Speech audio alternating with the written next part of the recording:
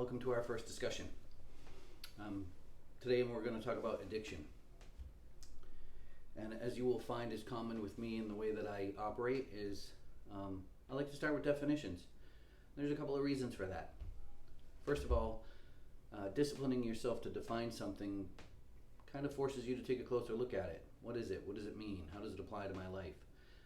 But secondly, if we're going to have a discussion, then we need to have a agreed upon understanding. So I'm going to start with that. So what is addiction? Now, I can't respond to questions here because it's not live, but I will respond to some of the most common questions I hear when I bring this up. So first, people often say a chemical dependency. So if by definition you're dependent, you can't live without it. So it can't be a dependency. What else? What else do people say about addiction? And what's your definition? Do you have one? Has this been an issue in your life? And if it's been an issue in your life for however many years, why don't you have a definition? Let me give you the definition that I like to use. You can accept it or not.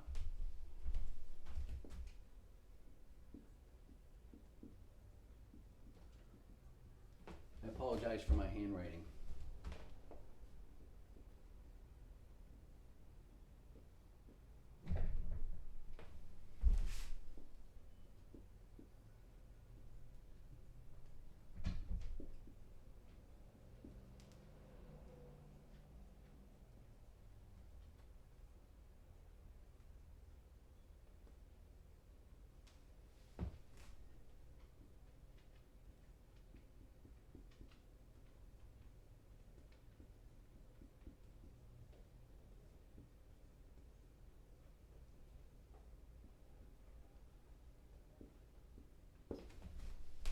Now,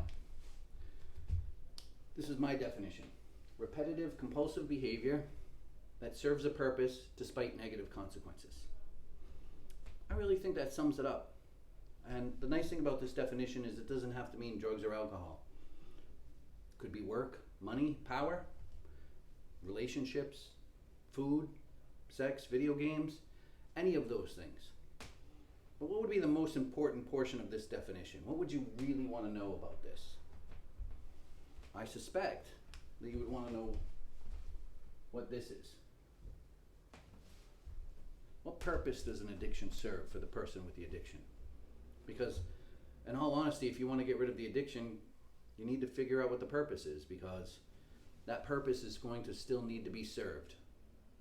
So if you are addicted to alcohol and you want to stop drinking alcohol, you're going to want to know what alcohol is doing for you so that you can serve that purpose in some other way. Great. So what purpose does addiction serve? You're going to find it's the same for nearly everybody. The question really is, why do you do it? Why? Probably the most important question you'll ever ask. If you continue to ask it of yourself and the world around you, your eyes will be open to a new understanding. But why do you use? What does it do for you? Or why do you work too much? Or why do you play too many video games? Right? We like to use the word high. It makes me feel good. Great. Is that the end of it? It makes me feel good? Ask deeper. Be more particular. Why does it make you feel good? Or more importantly, why don't you already feel good? Why isn't your base emotional state one of joy or peace? That's the question. That's what you want to know. But if it's not, then what are you really doing? What are you getting rid of when you use? I suspect, and I think many people won't disagree, is one of these two things. It relieves you from pain or fear. In fact, think of the last time that you ran out to use, or if you had a relapse before. What happened? Something happened in your life, something that caused you pain. You lost a job, or somebody broke up with you, or your dog died, something. And so you're responding to pain. So that's what your addiction does for you. It removes pain and fear, making you more comfortable or high to feel good, right? Excellent. Do we still have more questions? Absolutely we do. Why do you have pain? Why does anybody have pain? Anybody. I mean, all of us experience pain, right? Well, if that's the case, then it must serve a purpose. It must have come along for a reason, right? Everything that we are, human beings, everything about us, down to the number of eyelashes you have, is the product of thousands, hundreds of thousands of years of evolution. So it did something for you. So what did it do? What did pain do for you? What did fear do for you? Well, let's go back to our early development. If you and I were attacked by a saber-toothed tiger and he drew his claws across us, one of us experienced pain and the other one didn't. The one who experienced pain would do what? Run, right? Get out of there. The one who didn't experience pain, well, he'd become lunch. And so as lunch, he would never reproduce, and then that would never go forward. So pain, evolutionarily speaking, served a purpose. It's supposed to keep you alive, right? You burn your hand, you never do it again so you don't get burned. So then pain is wired to survival in your lower brain, your primordial brain or your reptilian brain, often referred to as a reptilian brain because if you crack open the nut of an alligator or any other reptile, they have the same structures as we do in the central portion of our brain. You know, the hippocampus, the amygdala, the nucleus accumbens, the thalamus, the hypothalamus, all those structures are very, very old. Much older than our neocortex, the one that does the thinking and the one that gives reason and meaning to stuff in our life. But this portion is wired to keep you alive. That's its primary goal. And so from the point of view of a lower part of your brain or the less smart part of your brain, pain equals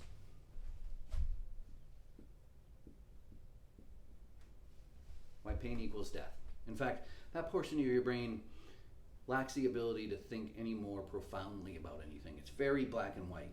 It's also very stupid. You know this portion of your brain. This is the one that throws a fit when it doesn't get what it wants. This is the one that throws you a panic when it doesn't get what it wants. It uses emotions as its motivator to get you to do something. Now, there's some other interesting parts about this part of your brain. First of all, it doesn't concept time. It doesn't understand time at all. So there's no yesterday or tomorrow. I can prove this to you right now. If you think of a salient emotional event in your life from the past, this portion of your brain will give you the emotions as if it's happening now. And you'll become sad or anxious or angry, even though that event is long over. Or make up something for the future. Make up something bad that's going to happen. We all do this. We call it anxiety, right? We create a future event. Oh, so-and-so is going to break up with me, or such and such is going to cheat on me, or whatever. And we start to have the anxiety and the fear that goes with that. And that's the lower part of your brain. It doesn't know that's not happening. So it gives you the emotions to go with it. And the primordial or survival drive would be to get rid of that pain, or to at least avoid it. Now, I suspect from the lower part of the brain, all fear is really fear of pain. Because if you think about it, what else are you afraid of? Just pain. That's it. You're not afraid of the things that happen. You're afraid of how they're going to make you feel. And so that's what drives this. This is the purpose, in my opinion, of your addiction, if you happen to have one. And again, it doesn't have to be drugs or alcohol. It could be work, it could be money, it could be accolades, it could be achievement, it could be power, it could be sex, it could be video games, it could be exercise. There's no shortage of the things that you could be addicted to, or the ways in which you avoid your pain or relieve it. Now, what's on the other side of pain? What's the opposite of pain? Right, pleasure.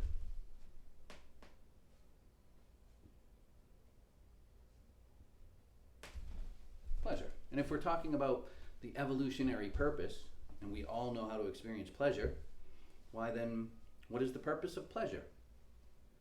Evolutionarily speaking, why were you wired to experience pleasure? Well, what is pleasure? You can give examples of pleasure, but what is it really? If you think about it, I suggest that all pleasure is just the removal of pain. I can give you some quick examples. You've been in the car 3 hours, you've had 2 cups of coffee, you finally get to go pee. What's that feeling? It's a relief, right? But what's the noise people make? That's pleasure. Pleasure is just the relief of pain. You burn yourself and you put ice on it, pleasure. You haven't eaten for 2 days and you get a cheeseburger, pleasure. Pleasure is the removal of pain. And so when we think about it from the point of view of a primordial brain whose development was during a time that was really only concerned with survival, then pleasure must equal what? Why, pleasure must equal life. So, let's put all this together. Let's say, theoretically, or maybe realistically, your family of origin, the family that you grew up with, created some base pain in your life. You were abused, or you were neglected, or you were disregarded, or your parents were taken away, or you were put in foster home or something. And so you start off with this emotional pain about your well-being, and nobody tells you how to manage that. And so what you do is you go out into the world and you're kind of okay, 10, 11, 12, it's kind of smothering in the background. You just assume everybody's the same, we all got something like this. And then somebody introduces you to something that makes it go away. Your friend steals gin from his mother's liquor cabinet, or you twist your knee and a doctor gives you Vicodin or something like that. And for the first time in your life, that pain goes away. And you experience pleasure, a complete relief of the pain that you've struggled with and carried for years. What's your primordial brain going to tell you to do in this case? Yeah, get more of that. That is consistent with life. That is how we survive. We get rid of pain, we experience pleasure, and survival is on the key. Now, for those of you who've had trouble with substance use disorder, I want you to think about this for a minute. Has there been a time where you couldn't get your substance and you felt absolutely desperate to get it? Yes is usually the answer. That desperation is a desperation for life. You want to live. Your lower brain thinks removal of the pain is the only way to do it, and your upper brain knows one way to do that. You know how to get it, where to get it, and you know that it works. It makes the pain go away. It's consistent with life. So this makes addiction, in my opinion, not a disease, but an evolutionary drive. Gone a little haywire, of course, but that's what it is. In fact, I can't see it any other way. We said in the definition that there were negative consequences, right? That's how one of the reasons why we know it's an addiction. It has negative consequences, right? So what are the negative consequences that come with addiction? What areas? Do you have legal issues? Health issues? Mental health? Do you have financial issues? Reputation? Relationships? In fact, is there a part of your life that isn't negatively impacted by this? I suspect not. So let's think about this for a minute. If your actions, your behaviors, your addiction, if your primordial brain, if your reptilian brain was correct, that your life was on the line, would it make sense that you would let everything else go to shit? Of course it would. In fact, that's the only way this makes sense. The only way you would destroy everything else in your life is if your current existence was on the line, because then that would make sense. If I was about to die and somebody said, hey, can we mess up your relationships and reputation to keep you alive? I'd be like, yes. So, do we do this in a disease? Do you know any diabetics have ruined their relationships over donuts? Got legal issues over candy bars? I suggest this is not a disease. And treating it as such, I think, is damaging to the person. Now, there's some benefits, of course. Calling it a disease brought in all kinds of resources and attention from the medical field. Insurance companies pay for treatment, and there's research. And so I think the social benefit of calling it a disease is clear. But if I tell you you're diseased, doesn't that change your image of you? doesn't that make you feel less than? And isn't that already a problem? Doesn't that then just magnify your pain? How does that help you? At all? Okay, so let's talk a little further. I'm going to get rid of this.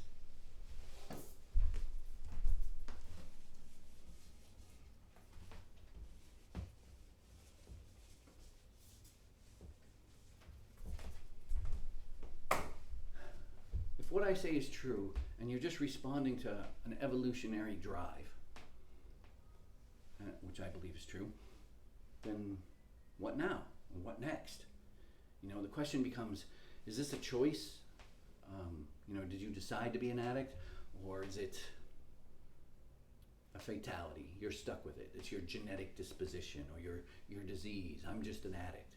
In fact, how many of you have had a relapse and said to yourself, oh, that's because I'm an addict? That's the downfall of embracing that identity. Ultimately, I think that can hurt you. And there's a lot of subconscious things that happen there that we may or may not get to today. Because to be honest with you, I don't know how long I'm supposed to talk before people get bored. So I'm just going to go for a little bit longer, and maybe we'll make this a two-part lecture. I didn't do any YouTube research, so I'm not sure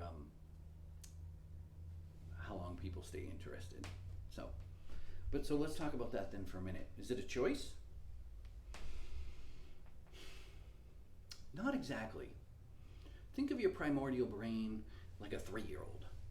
That's the level it operates on, right? A 3-year-old wants what it wants, and it wants it now, right? It'll throw a fit if it doesn't get it.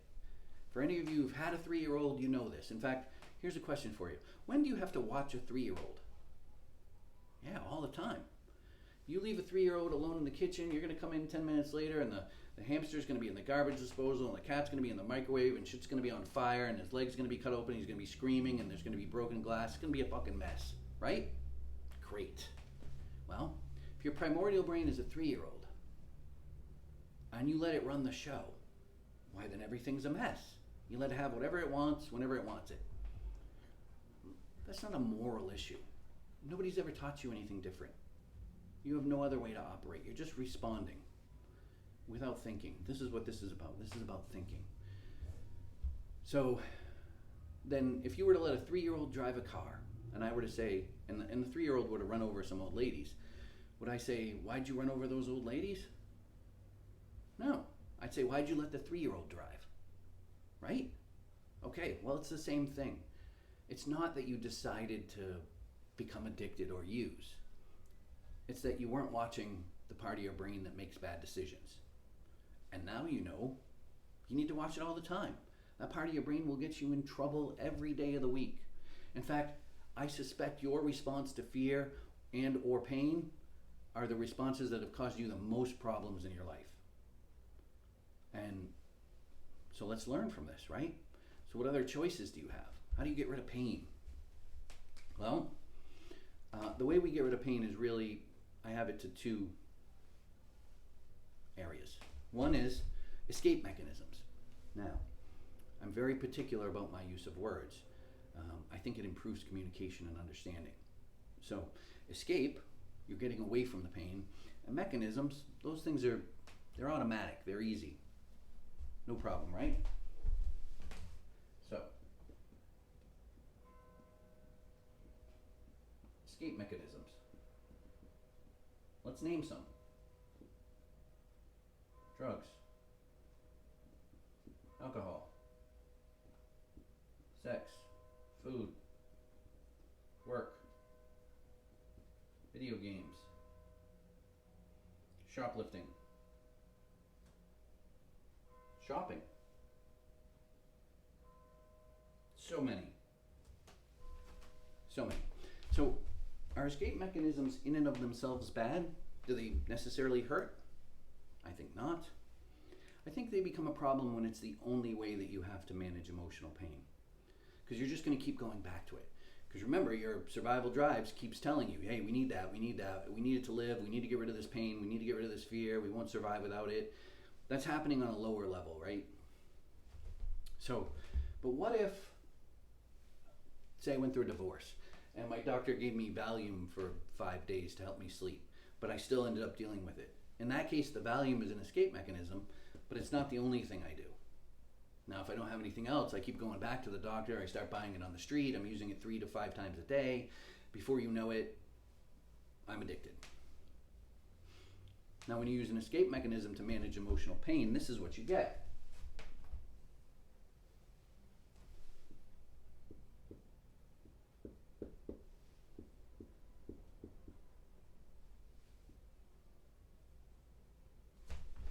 So on the graph here, on the side is emotional intensity, and on the bottom is time.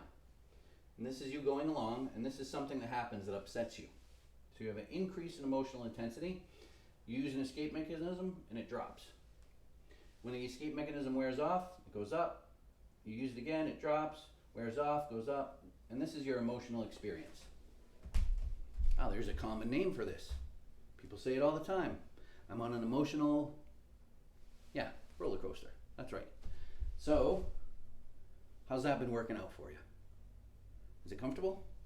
Is it productive? Great. And what's your other option? Well, your other option is to learn some coping skills. Again, particular with my words. Coping is to get through it, and skills require work, right? Practice, time, effort. Have any carpenters out there? I like to use this example. If you're a carpenter, the first time you started swinging a hammer, did you build a beautiful set of custom kitchen cabinets, or did you fuck up a birdhouse? Right, you probably fucked up a birdhouse, because skills take time, practice, energy, effort. So that's why I call them skills.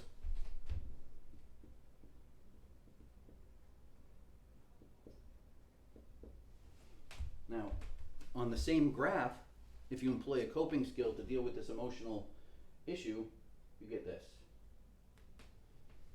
Okay? The hardest part for everybody is the period of time from here to here. There's a period of time where you're going to have to experience the discomfort. That's what it means to be human. We all experience pain. We all experience fear, despair, agony, anger. Those are normal human emotions. You don't get to not feel those. But what you want to do is learn a way to manage them, right? Because this way isn't working out so well. All right, so I don't list coping skills, but what I'm going to give you are the 3 components. If it has these 3 components, it's a coping skill, period.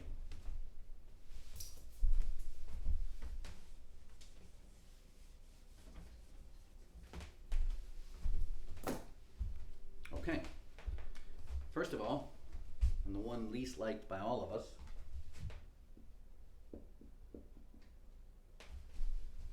is time. Depending on the intensity of the event in your life, will tell you the amount of time it takes you to cope with it, right? So if a guy cuts me off in traffic, this time period is about 2 minutes, right? I'm over it. My wife cheats on me, well, that hurts quite a bit more deeply. And there's a longer period of time where I have to experience pain and fear and all the things that go with that, the despair. But it's necessary. I need to go through that. There's no, none of us get to not feel. You know, if that was your goal, can you imagine if you came home from work and your wife had committed suicide and you went, oh, well, I guess that's one of those things, right? When law enforcement got there, they'd be suspicious that you weren't too upset. So don't try to be unhuman. That's an unmanageable goal, okay? Number 2,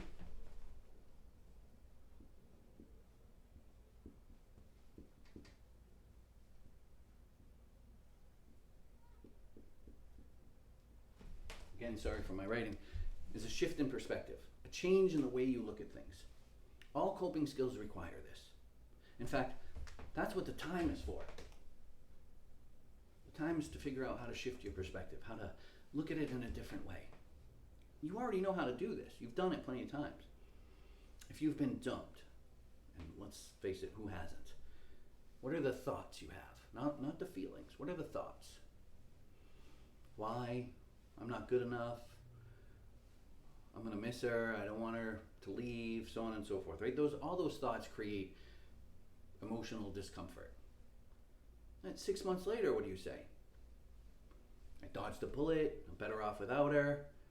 I had new opportunities. I met somebody new, right? So the emotion's different. Now, did the event change? No, nothing changed, just the way you looked at it. That's all. We do this with death, right? When somebody dies, we're thinking, I'm never going to see him again. I wish I would have spent more time with him. There's going to be a hole in my life. And later, what do we say? They're in a better place. We had good times when we were together. They're always with me. Did the person undie? No. All you did was change the way you looked at it. That's all. And that's all within you. You have all the power in the world for that. I will offer you 2 questions that you can ask yourself in the moment. Difficult to do with the spike of emotional pain, but it's a good practice. So start with the little stuff. How am I looking at this that hurts me? How can I look at this in a way that hurts me less or not at all? Right? On a superficial level, we can go back to the guy that cut me off. Cuts me off, I get angry. Oh, that guy's an asshole. He doesn't know what he's doing. He doesn't care about anybody else. He didn't look out for me. Now I'm angry, right? What if I say, hey, the guy's trying to get where he's going. He obviously didn't see me. I'm sure he didn't mean anything by it. The second option is a lot more comfortable for me. And the first option doesn't change anything. If I'm sitting there upset and angry about it, does the guy pull over and come over to me and say, hey, sorry I cut you off? No. Does my upsetness change the world? No. All it did was make me upset. So the only thing that happened there was I was upset, which decreased the quality of my existence during that time. So obviously much more difficult to do in a breakup or a death, but that's the process. All human beings go through it. Finally, the third part of any coping skill we're going to define.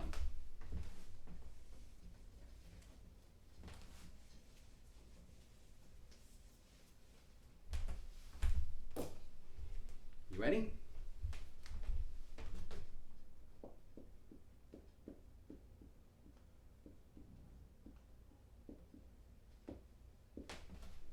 Acceptance.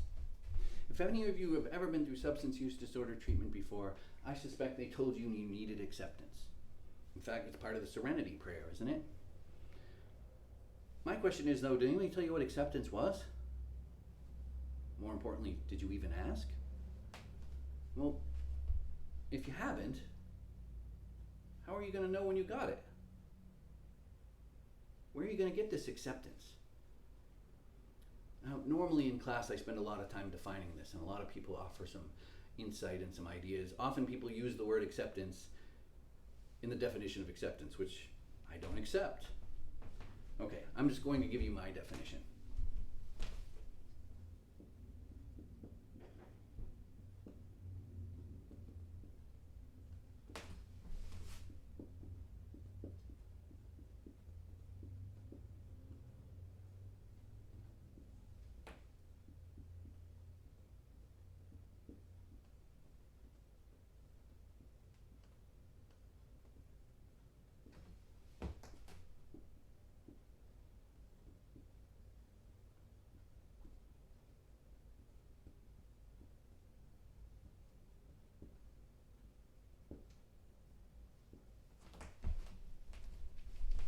Psychological, intellectual, and emotional comfort with the way things are.